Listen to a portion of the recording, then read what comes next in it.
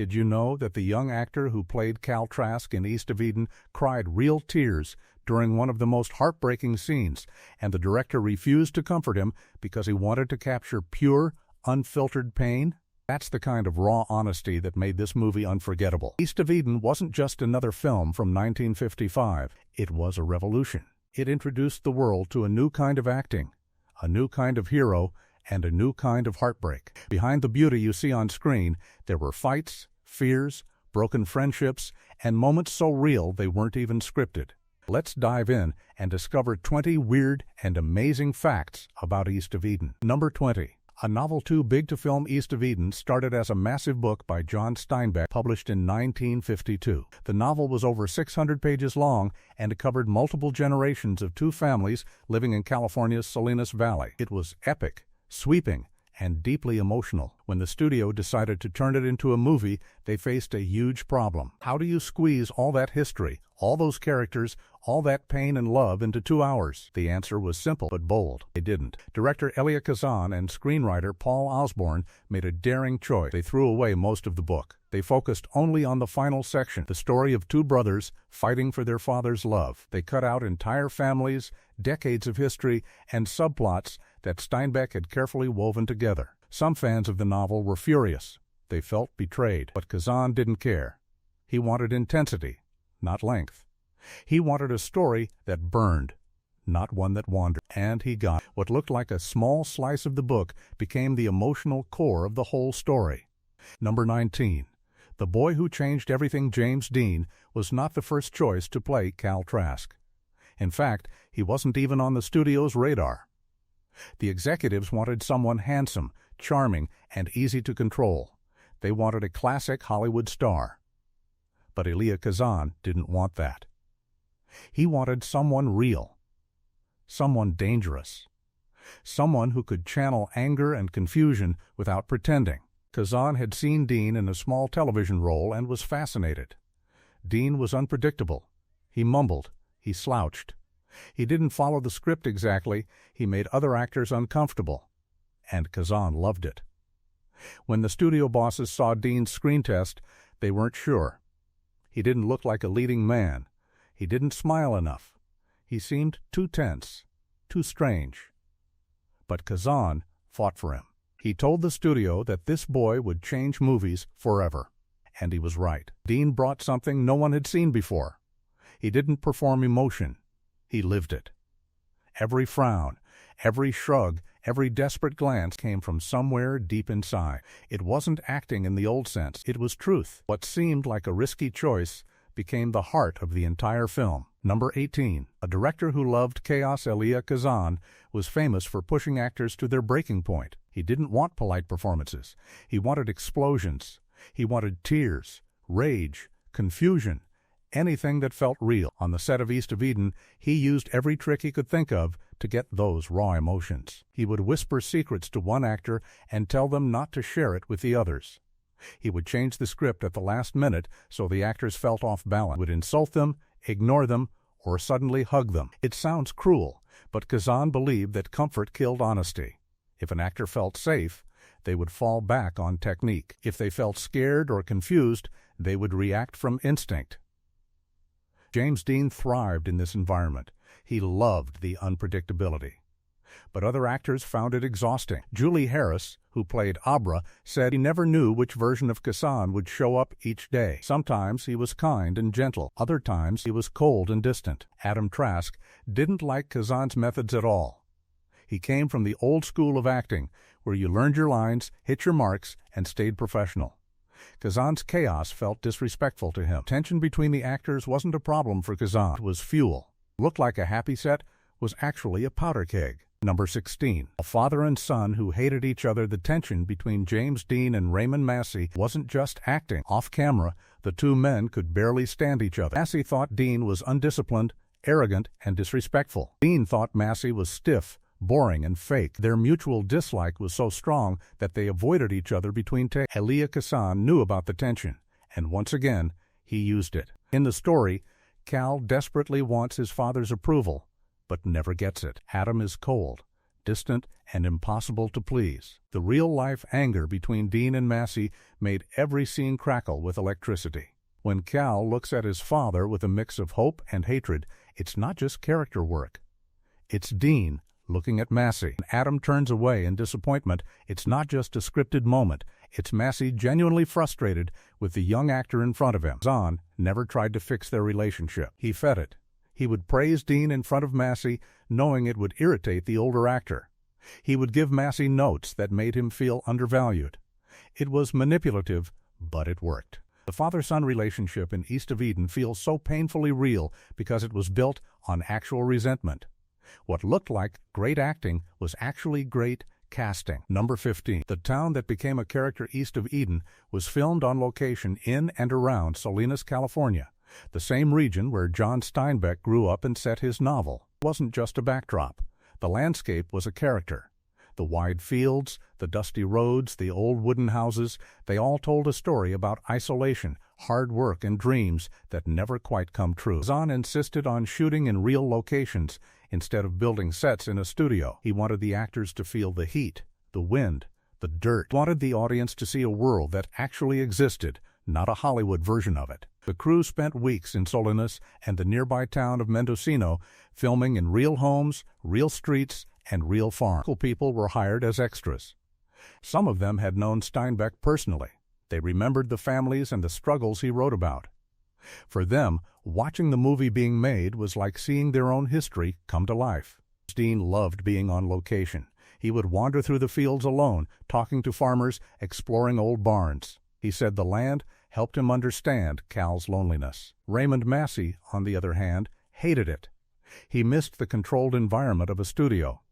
He complained about the dust, the heat, and the long drives between locations. But Kazan didn't care. He knew the real world would make the story feel more true. What looked like simple scenery was actually the soul of the film. Number 14. The actress who almost quit. Julie Harris was a brilliant stage actress known for her intelligence and emotional depth. But making East of Eden nearly broke her. She found the experience exhausting and confusing. Kazan's constant mind games wore her down. He would tell her one thing in private and then contradict it in front of the crew. He would change scenes without warning. He would ignore her questions. And then there was James Dean. Harris liked him personally, but working with him was incredibly difficult. He never did the same thing twice. He would mumble lines, change his blocking, or suddenly go silent in the middle of a scene. Harris was trained to be precise, to know exactly where she would stand and what she would say. Dean made that impossible. She felt like she was constantly scrambling to keep up. Halfway through the shoot, she considered quitting. She called her agent and said she didn't know if she could finish, but her agent convinced her to stay. He reminded her that this was a major Hollywood film, a chance to reach a much bigger audience than theater ever could. So Harris stayed, and she gave one of the most tender, heartbreaking performances of her career. Years later, she admitted that the chaos had actually helped her. It forced her out of her head and into her heart. It felt like torture became a gift. Number 13. The Ferris wheel of fear, one of the most iconic scenes in East of Eden, takes place on a Ferris wheel. Cal and Abra sit together, suspended high above the carnival, talking about love, fear, and the future. It's a beautiful, intimate moment. Filming it was terrifying. Ferris wheel was real, and it was old. The crew wasn't sure it was safe, but Kazan wanted the authenticity. He didn't want a fake wheel built on a soundstage. He wanted the actors swaying in the air, feeling the height, the movement, the danger. Julie Harris was afraid of heights. She didn't tell anyone at first because she didn't want to seem difficult. But when she climbed into the Ferris wheel car and it started to rise, she felt panic flood her body. Her hands shook. Her breathing got shallow. James Dean noticed immediately. He reached over and held her hand. Didn't say much. Dean wasn't great with comforting words, but his presence helped. The scene they filmed is full of tenderness and vulnerability, and some of that came from Harris's real fear and Dean's real attempt to calm her. Cameras caught something unplanned. Two people genuinely taking care of each other. What looked like a simple romantic scene was actually a moment of quiet bravery. Number 12. The ice block warehouse, one of the most visually stunning sequences in the film, takes place in a massive ice warehouse. Huge blocks of ice are stacked floor to ceiling, glittering in the dim light. It's cold, eerie, and beautiful. The scene is a turning point in the story, where Cal begins to understand the cruelty of the world and the complexity of his own family. Filming in the ice warehouse was brutal. The temperature was kept freezing to preserve the ice, and the actors had to work in that cold for hours. Breath came out in clouds. Their fingers went numb. James Dean refused to wear extra layers under his costume because he wanted to feel the cold. He said it helped him stay in character, to feel Cal's discomfort and desperation. The crew, however, was miserable. Cameras fogged up, lights had to be constantly adjusted, people slipped on the wet floors. But Kazan loved the challenge. He said the hardship made everyone more focused, more present, and the result is breathtaking. The ice warehouse doesn't just look cool, it feels like a place where warmth and love have been frozen out. It seemed like a beautiful location was actually a test of endurance. Number 9. The composer who captured loneliness. The music in East of Eden was composed by Leonard Rosenman, a relatively unknown musician at the time. Elia Kazan chose him specifically because he wanted a score that didn't sound like typical Hollywood music. He didn't want sweeping orchestras and obvious emotion. He wanted something strange, modern, and unsettling. Rosenman delivered. His score is full of dissonance, odd rhythms, and unexpected instruments. It doesn't tell you how to feel. Instead, it mirrors Cal's confusion and isolation. The music is beautiful, but it's also uncomfortable. It doesn't resolve the way you expect. It lingers in minor keys, in unfinished phrases, in sounds that feel almost out of place. When the studio executives first heard the score, they were confused. They asked Kazan to replace it with something more traditional. But Kazan refused. He said Rosenman's music was perfect because it didn't comfort the audience.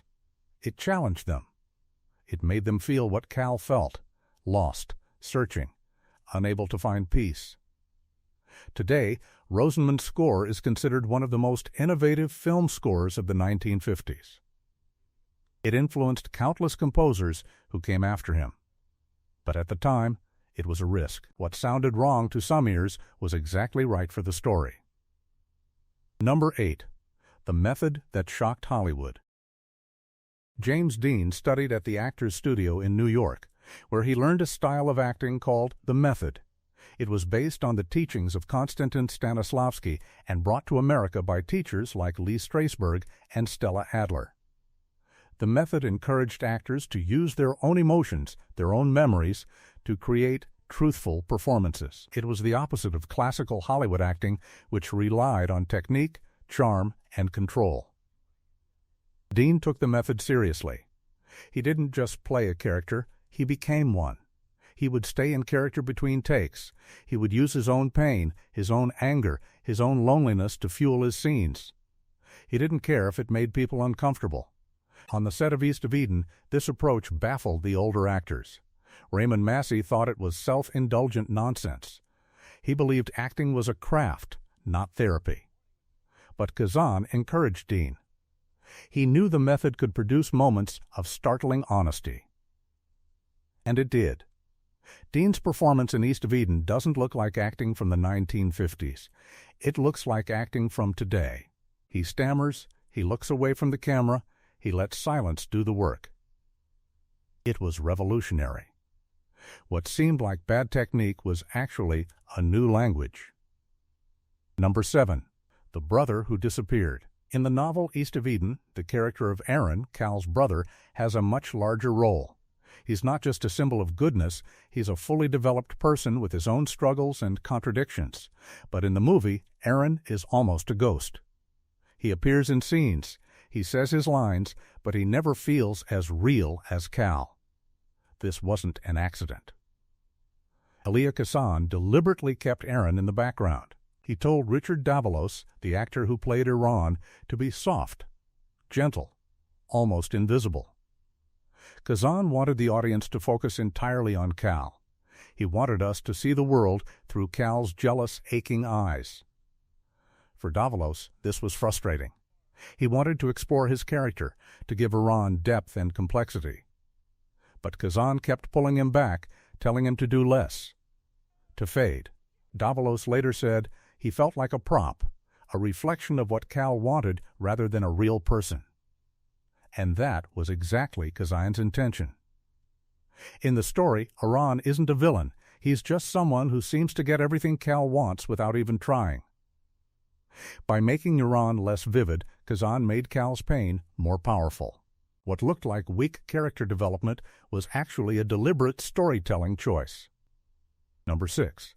The town that hated the movie when East of Eden was released, many people in Salinas, California were furious. They felt the movie made their town look backward, cruel, and joyless. John Steinbeck had always been a controversial figure in Salinas. Some people loved him for putting their region on the literary map. Others resented him for exposing the darker sides of their community, the poverty, the exploitation, the hypocrisy. The movie amplified those feelings. Local newspapers published angry editorials. Some residents refused to see the film. Others organized protests. They said Hollywood had twisted Steinbeck's story to make it more sensational, more ugly. Steinbeck himself had mixed feelings. He loved James Dean's performance and thought Kazan had done something bold and beautiful. But he also mourned the loss of so much of his novel. He had spent years writing about multiple generations, about the struggle between good and evil in the human heart. The movie reduced all that complexity to a single family conflict. Still, Steinbeck defended the film publicly. He said that movies and novels are different art forms and each has to make its own choices. Over time, the anger in Salinas faded. Today, the town celebrates both the novel and the film. But in 1955, it was a bitter divide. What looked like a tribute felt like a betrayal. Number 5. The actor who died too soon. James Dean made only 3 major films: East of Eden, Rebel Without a Cause, and Giant. He was 24 years old when he died in a car crash on September 30th, 1955. East of Eden had been released earlier that year. Rebel Without a Cause came out just weeks after his death. Giant was still being edited.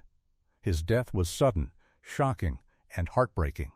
It turned him into a legend almost overnight. Suddenly, every scene in East of Eden felt like a prophecy.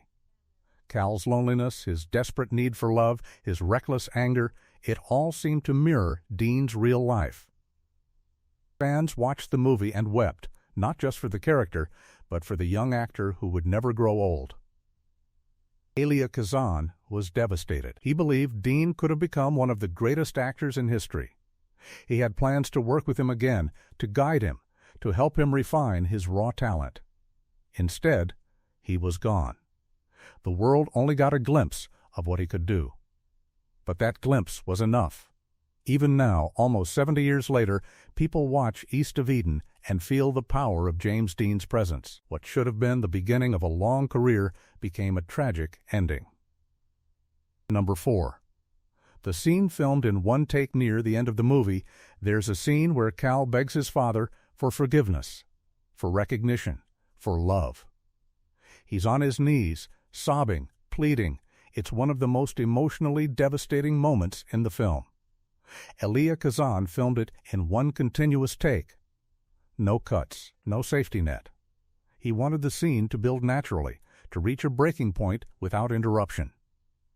He told James Dean and Raymond Massey to just live in the moment, to let it happen.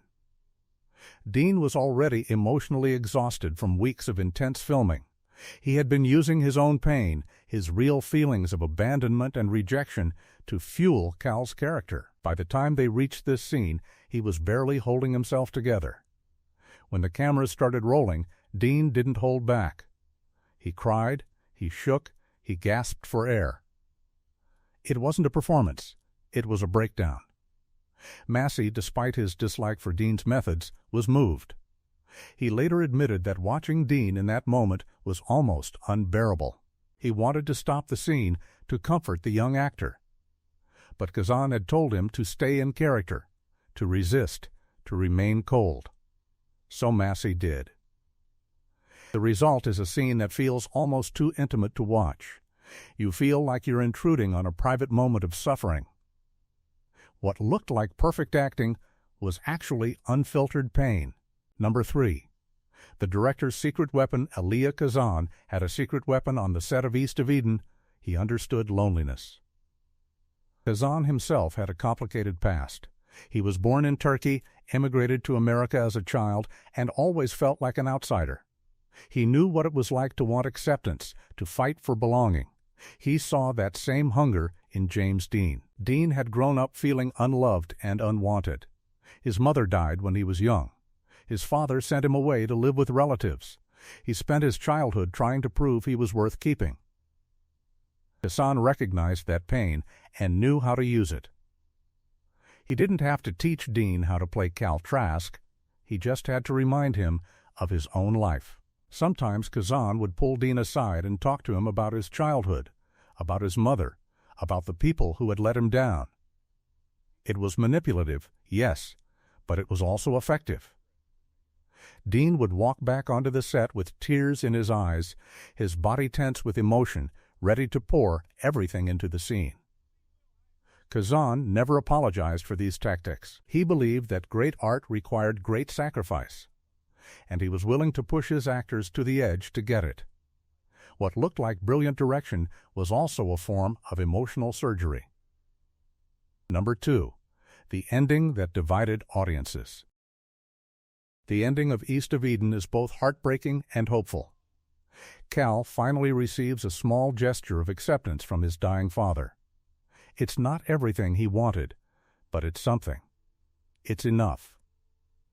Some viewers found the ending deeply moving.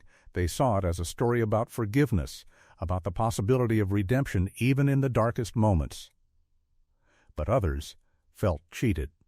They wanted a bigger resolution, a clearer answer. They wanted to know if Cal would be okay, if he would ever truly be free from his pain.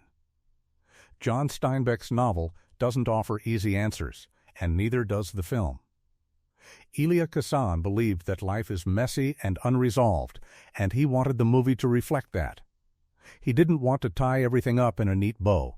He wanted the audience to leave the theater still thinking, still feeling, still questioning. James Dean loved the ending. He said it felt honest. He didn't believe in Hollywood's habit of fixing everything in the final scene. He believed people carried their wounds forever, and the best they could hope for was a moment of grace. That's what Cal gets. Not a cure, but a moment. What looked like an incomplete ending was actually a perfect reflection of real life. Number 1. The movie that changed acting forever, East of Eden, didn't just launch James Dean's career. It changed the way actors approached their craft. Before Dean, most Hollywood stars relied on charm, good looks, and technical skill. They learned their lines, hit their marks, and delivered polished performances. Dean shattered that model. He brought vulnerability, unpredictability, and raw emotion to the screen. He made it okay to be messy, to be confused, to be hurt. After East of Eden, a new generation of actors emerged, people like Paul Newman, Steve McQueen, and Marlon Brando, who followed Dean's lead. They rejected the old Hollywood glamour in favor of gritty realism. They weren't afraid to look ugly, to mumble, to turn away from the camera. They wanted to be real, not perfect. And audiences responded. They were hungry for stories that reflected their own struggles, their own doubts. They didn't want movie stars who seemed untouchable. They wanted characters who felt like neighbors, like friends, like themselves. Elia Kazan saw all of this coming. He knew Dean was the future. He knew that movies were about to change. And he was right. East of Eden became a turning point in film history. It proved that honesty was more powerful than beauty, that vulnerability was more compelling than strength. What started as one small movie became a revolution. Bonus fact, the lost scenes most people don't know that Elia Kazan filmed several scenes for East of Eden that never made it into the final cut. One of the most significant was a longer sequence showing Cal's childhood, his relationship with his mother before she left, and the early roots of his pain. Kazan shot these scenes with young actors, carefully building the backstory. But when he watched the footage in the editing room, he made a bold decision. He cut it all. He realized that showing the past would make the movie feel too explained, too neat. He wanted the audience to feel Cal's confusion, to wonder about his history, to fill in the gaps with their own imagination. By removing the childhood scenes, Kazan made the film more mysterious and more emotionally immediate. We meet Cal already broken, already lost, and we have to piece together why. It was a risky choice. Studios usually want everything spelled out. But Kazan trusted the audience. He trusted that they would understand without being told. Those lost scenes still exist somewhere in the studio archives, carefully preserved but rarely seen. A few film historians have watched them and reported that they're beautifully shot and powerfully acted. But Kazan was right to cut them. Sometimes what you leave out is more important than what you keep in. Old tools, new magic. East of Eden is more than just a movie. It's a story about the hunger for love, the pain of rejection, and the desperate hope that we might be worthy of acceptance. It's about a boy who tried so hard to be good, but could never escape the shadow of his own heart. James Dean gave us a performance that still echoes today, a reminder that honesty is the hardest and most beautiful thing an artist can offer. Elia Kazan pushed everyone involved to their limits, and the result was a film that didn't just entertain, it revealed. It showed us that movies could be more than escape. They could be mirrors. Every choice, every risk, every broken window and unplanned tear became part of something larger. It became a landmark, a turning point, a whisper that said, "This is what truth looks like." If you enjoyed these stories, subscribe for more. Every movie hides a truth, and we'll keep uncovering them, one story at a time.